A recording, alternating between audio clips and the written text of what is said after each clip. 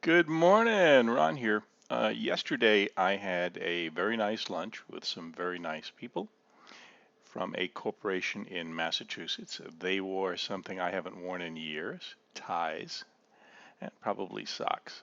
Well, anyway, one of the things that we talked about was the green line. Now you're going to look at what I'm doing and you're probably going to laugh because, in the course we don't call it the green line usually, we call it the fmlh, but for them I called it the green line because they knew absolutely nothing about the stuff we were doing or anything related.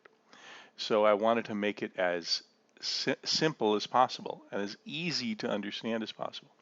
Okay, on this chart here, this is a Swiss franc chart. Notice prices went up to this green line and reversed. Well, okay, let's take a look at this on a bigger chart. And notice they went back down to the red line, which, as we all know, is the ML. Let's take a look at this on a bigger chart. Okay. And this is why it's always important to draw your big charts. Draw your stuff on big charts just for fun. Okay, if you have this much data, okay, you have your textbook EP,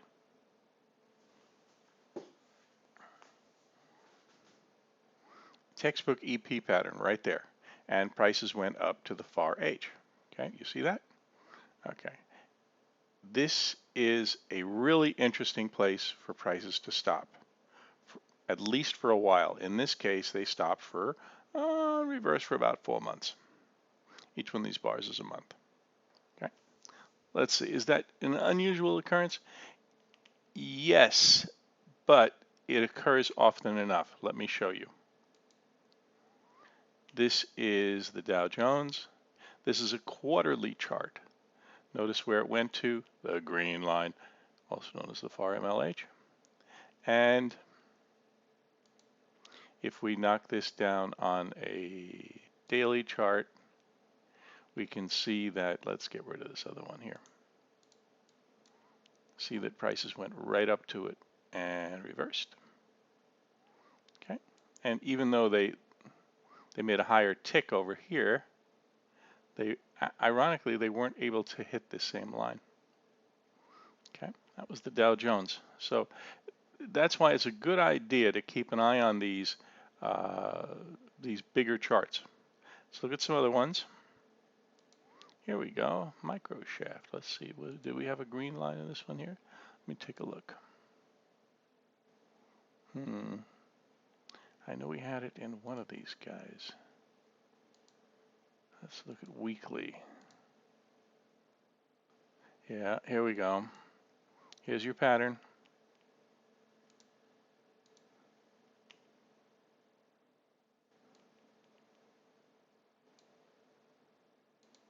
Green line. See that? Now, notice that over here, you don't have an EP pattern necessarily, even though you do here. So let's see what's going on here.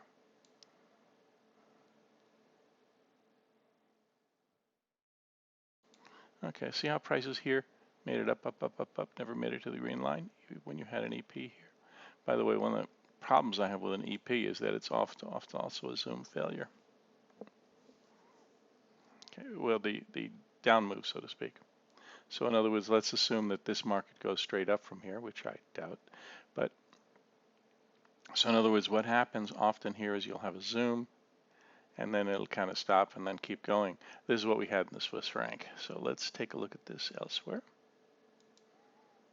Let's see.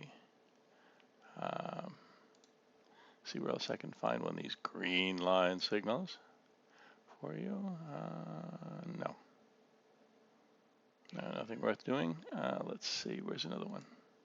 Oh, this one's cute. I sent out a chart yesterday in coffee, and let's look at this one on the weekly. Okay, and you can see obviously that you have it here. So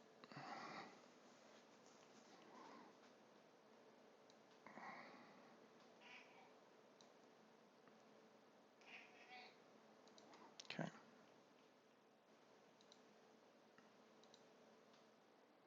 As you can see, down here, prices made it to the green line.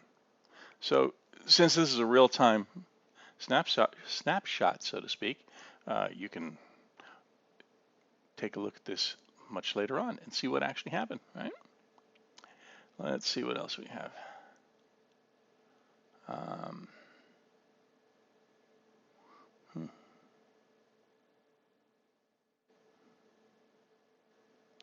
We have CBS. This is a fun one. Okay.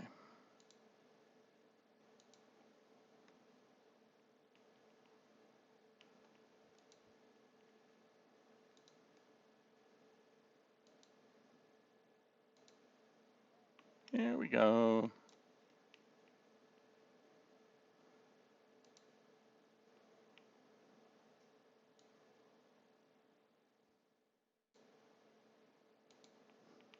See what happened here with the green line? They really struggled up there. Then down she went. Okay. So this is what you had. Some you want to watch. Okay. So whenever you're doing these market analysis, watch for the green line, right?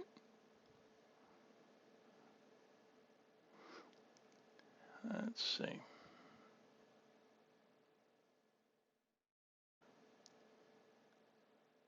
Yeah, that should do it. Hey, thank you for your time. See you next time.